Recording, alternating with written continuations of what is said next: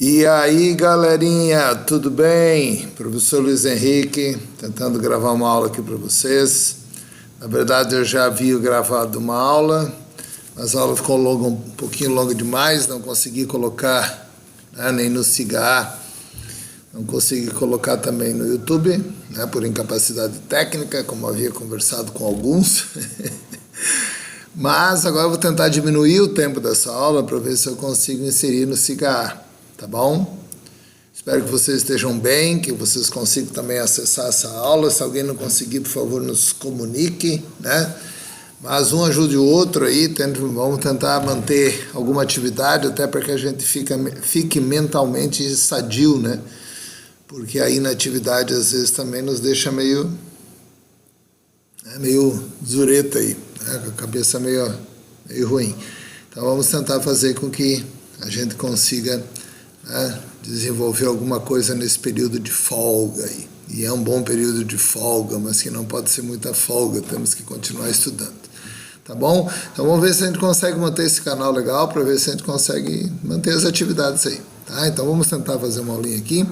Nós temos aí um assunto que é equilíbrio químico. E esse equilíbrio químico, pessoal, é uma sequência, na verdade, da cinética química. Dentro daquilo que nós vimos na cinética química, nós vimos que cinética, a parte da química que estuda a velocidade com que uma reação química acontece. No equilíbrio químico, na verdade, nós temos duas leis cinéticas acontecendo ao mesmo tempo. São duas reações que vão se processar juntas, E aí vem a primeira condição para que você tenha um equilíbrio químico, que é justamente que você tenha uma reação reversível. Essa é a primeira condição. Então, a reação tem que ser reversível.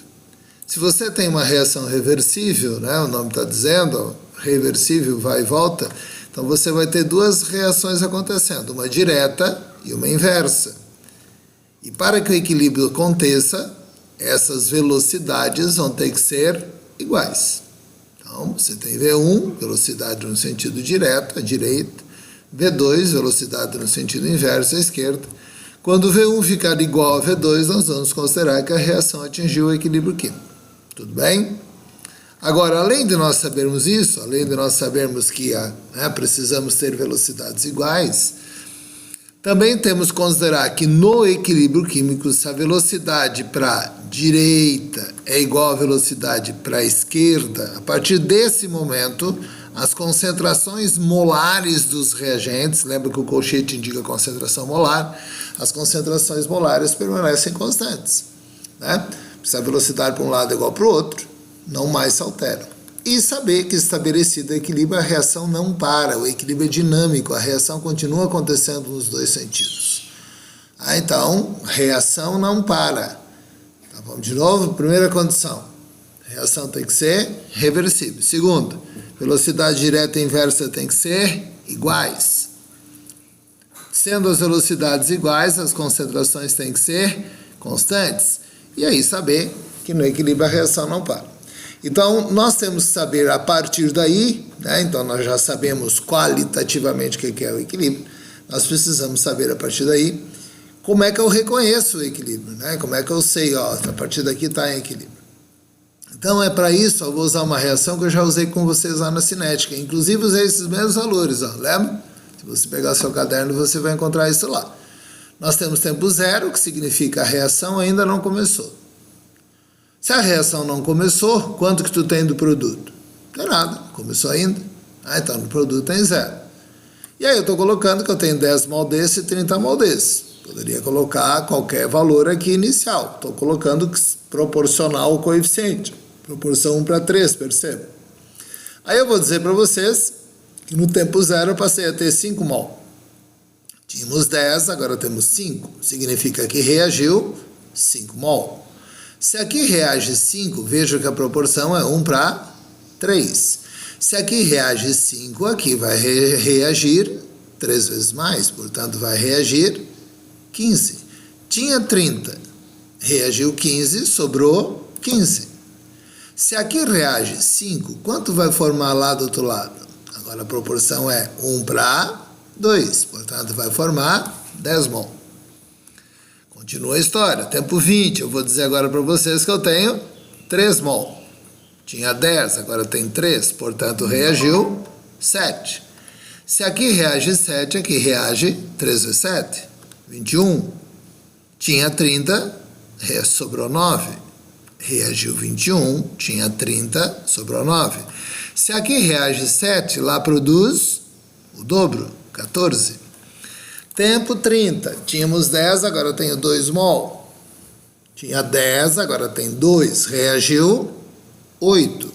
Se aqui reage 8, aqui reage 3 vezes 8, 24. Tinha 30, sobrou 6. Se aqui reage 8, lá produz 2 vezes 8, que são 16. Tinha 10, agora tem 2. Reagiu 8, aqui reage 24, sobra 6, lá produz 16. Tinha 10, agora tem 2, sobra 6, 16. Tinha 10, agora tem 2. O que aconteceu? Perceba que a partir do tempo 30, não há mais mudança nas concentrações das substâncias no equilíbrio. A reação não parou, a reação continua acontecendo, porque a reação é reversível à condição de equilíbrio. Mas, a partir desse momento, as velocidades ficaram iguais. Portanto, a partir desse ponto, você diz que você atingiu o equilíbrio químico. Então, isso é equilíbrio. A condição para equilíbrio é, lembra lá do início, temos que ter, primeira coisa, reação reversível. Segundo, velocidade direta e inversa tem que ser iguais. As concentrações são constantes. E saber que no equilíbrio a reação não para, a reação continua acontecendo. Então você atingiu aí uma reação, atingiu o equilíbrio. Então quando você tem o equilíbrio, algumas condições são necessárias você entender. O primeiro, você vai fazer isso em recipiente fechado. Por que não pode ser recipiente aberto? Porque senão as substâncias vão sair e você não vai conseguir atingir o equilíbrio. E segundo, considerar a temperatura constante, porque se você muda a temperatura, vai mudar a condição de equilíbrio.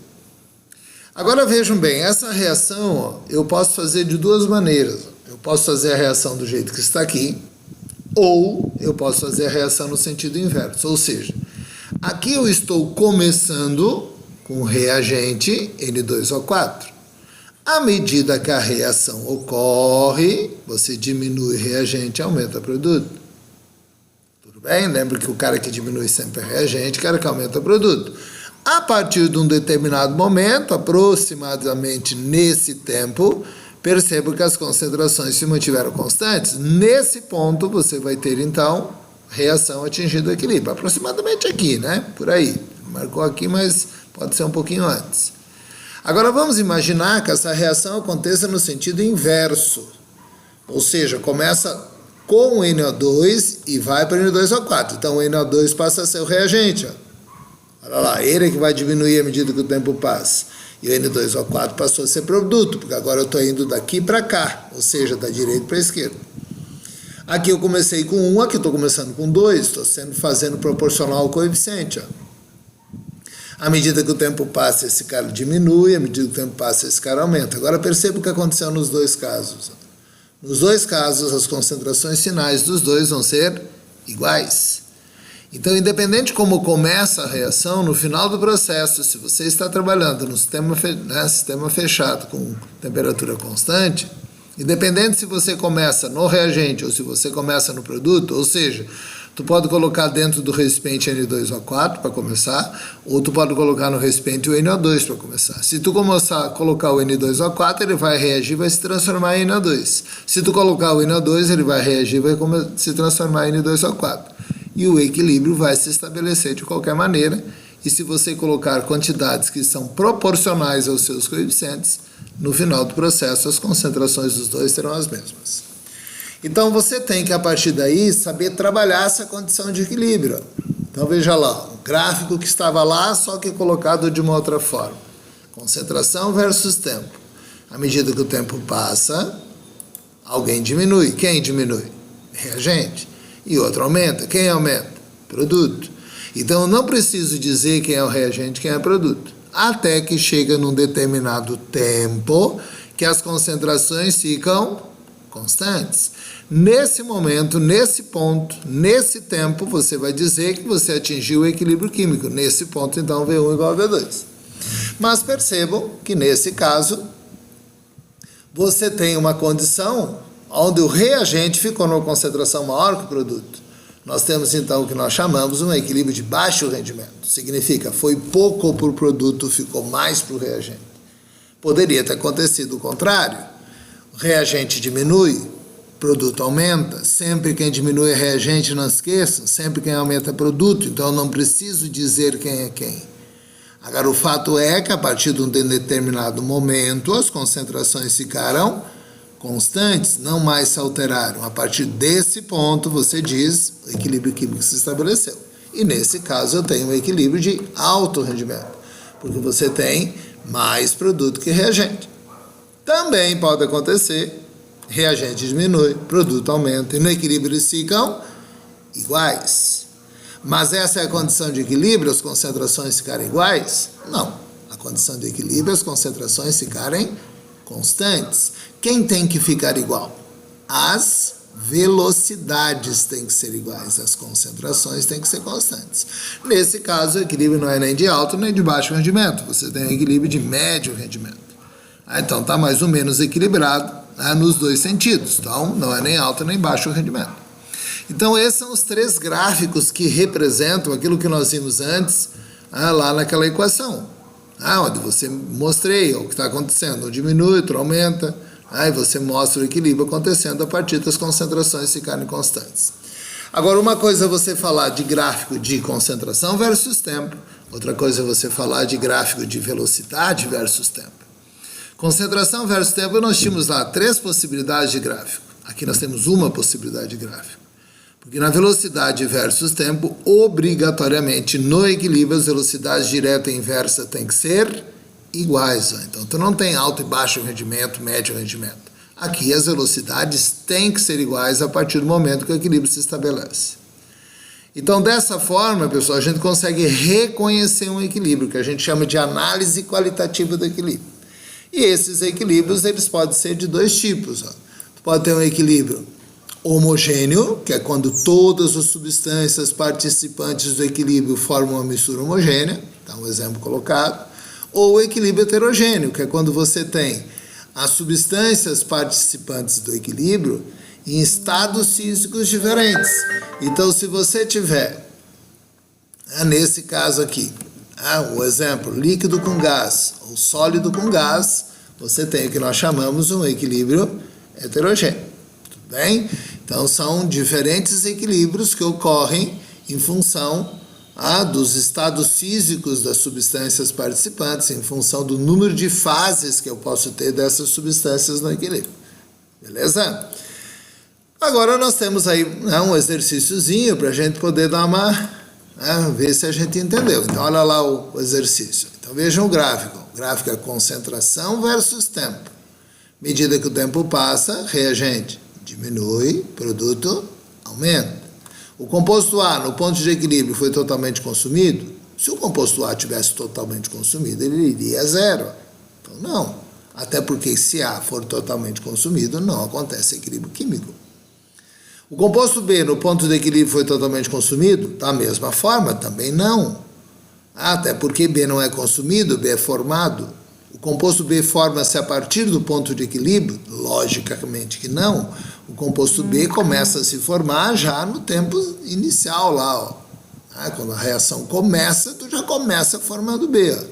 No ponto de equilíbrio, não há alteração das concentrações dos reagentes produtos? Exatamente isso. Atingiu o equilíbrio, as concentrações permanecem constantes. Então, resposta, letra D de jeans, para não esquecer.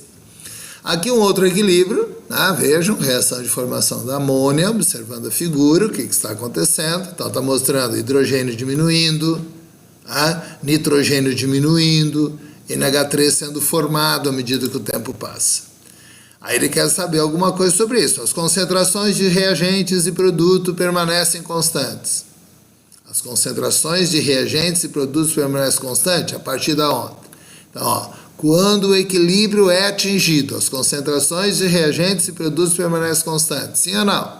Essa é a condição de equilíbrio. Sim, correto. Né? Então, a partir do momento que o equilíbrio é atingido, as concentrações não mais se alteram. Então, aí está a primeira parte, que é a parte que nós chamamos de análise qualitativa do equilíbrio. Na próxima aula, próxima postagem, eu vou colocar uma aula falando da expressão matemática do equilíbrio, que são as chamadas constantes do equilíbrio. Tá bom, moçada? Até daqui a pouco. Voltamos depois. Abraço aí. Esperamos que você tenha entendido essa primeira aula. Então, nos vemos daqui a pouco.